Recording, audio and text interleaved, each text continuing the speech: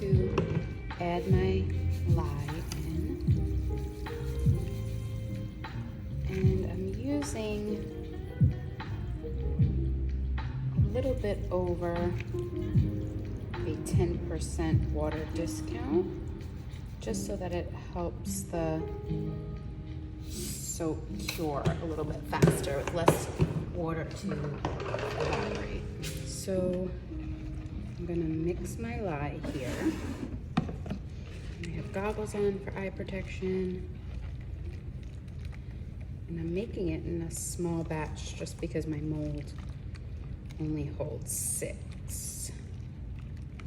I wasn't sure how the project was going to turn out, so I just purchased 1 mold, which makes the process a bit slower. But once all of the lye is dissolved, I'm going to add it into my oils.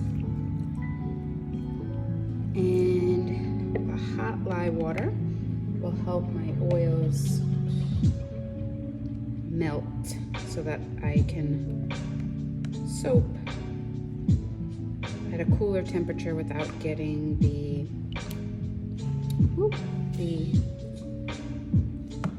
soap too hot, because I don't want it to crack.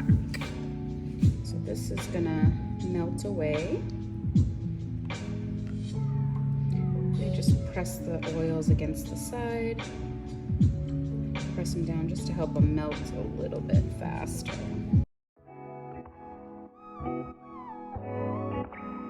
Takes a minute or two just because this batch is so small. It doesn't take a lot of time. And when you're using a custom mold like this, you can easily measure with water about how many ounces the mold holds, because it's an irregular shape, so it's a bit harder to calculate it, like with a square mold, rectangle mold. So I just filled it with water, the cavity, and then multiplied that water amount times 6, because there are 6 cavities, and then I just went a drop over with my recipe so that I have extra that I can use as about a tester. Alright, so now we've got our oils pretty much melted. We're going to stick blend them.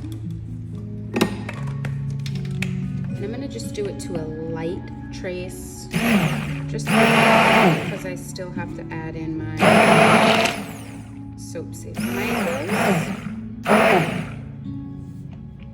So that's pretty good. And I'm going to add in, make like a light greenish to teal color. So I'm going to add in a little bit of this shimmery, really pretty green. And then I'm going to add a drop of Siren Song. If I can get it open, we'll be in business. Everything with gloves is a bit harder. Okay, so I'll add just a touch of this. I don't want it to be too blue. We'll stir it, and then I can make adjustments from there to see how the color is looking. And that is the perfect color, but I can see it's a little bit too light. So I'm just going to add a touch more of the Siren Song and a touch more of the Laurel Green.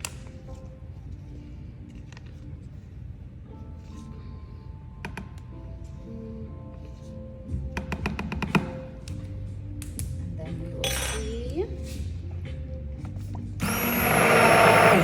That looks beautiful. And I don't want to stick blend it too much because it's going to start setting up on me.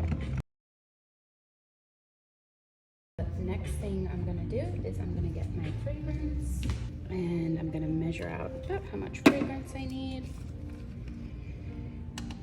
This is a pumpkin fragrance. So it's like a little pumpkin spice cinnamony scent. And I'm gonna add it in. And if you see any chunks of mica, this would be the time to get them all mixed in.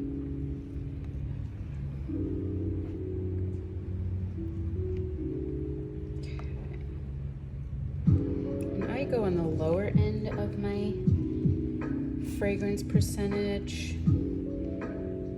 Just depends on, you know, how much you want, but I always like to smell it to see if I want to add a tad bit more. But I always start on the lowest end. That way I can go up if I need to, or I can keep it the same. Got a little color changing there once it hit the lye. And I think we're perfect. It looks like we've got all the mica mixed in. And we are ready to mold. Okay. All right, so we will pour in to the top so that we have a flat bottom. And then anything extra that I end up with, I'll put just a circular mold so that I can use them for samples.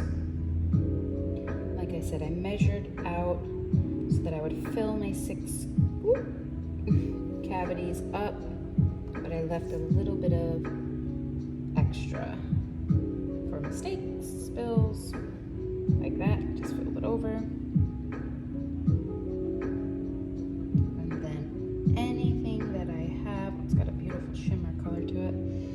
If that'll come through when it cures.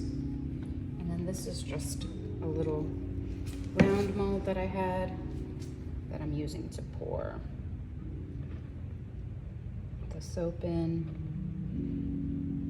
Just to, I always like to sample a bar that I make. And some people like to smell the sample.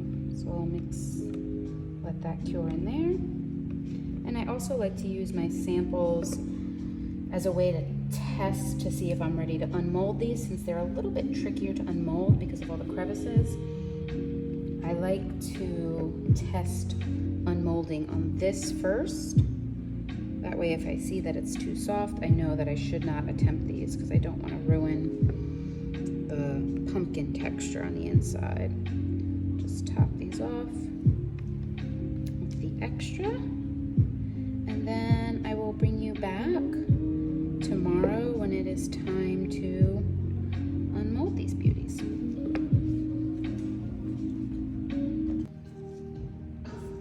So yesterday we made our cold processed pumpkin soaps. Today we are going to unmold them and add our little cinnamon stick stems. I took some cinnamon sticks and slice them up for these little stems. And let's see how the first one came out. Oh, it's perfect. And the soda ash on the pumpkin, that little white film, kind of adds to the texture and color of it. I love it. Okay. And if there's any spots that got some air bubbles in them, I just smooth them out with my finger because the soap is still semi-malleable. Okay. Sometimes they can get a little stuck.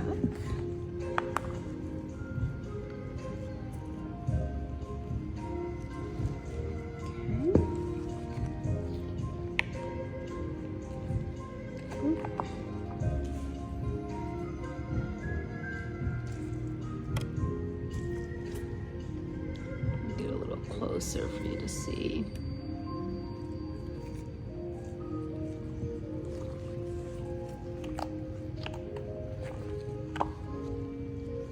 Another perfect little pumpkin.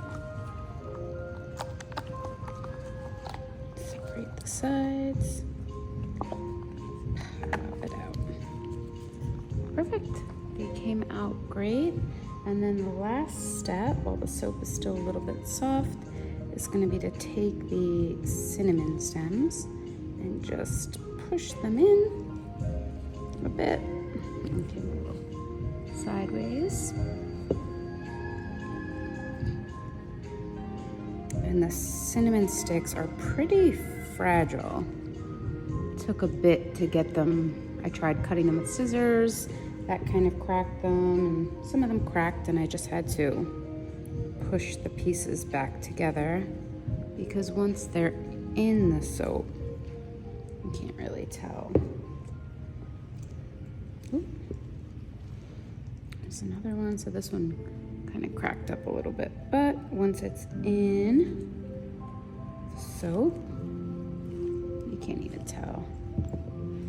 And the cinnamon stick gives it an extra nice little scent. Some added fall smell. Last one. Okay. So these were the green that we did. We also did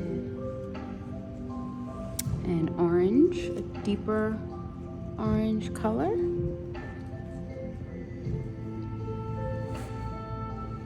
As well as a lighter orange color. And if I were to give these a steam to kind of remove some of that soda ash, it would make them shiny, but I kind of like the rustic look that they get from that, so I'm gonna keep it.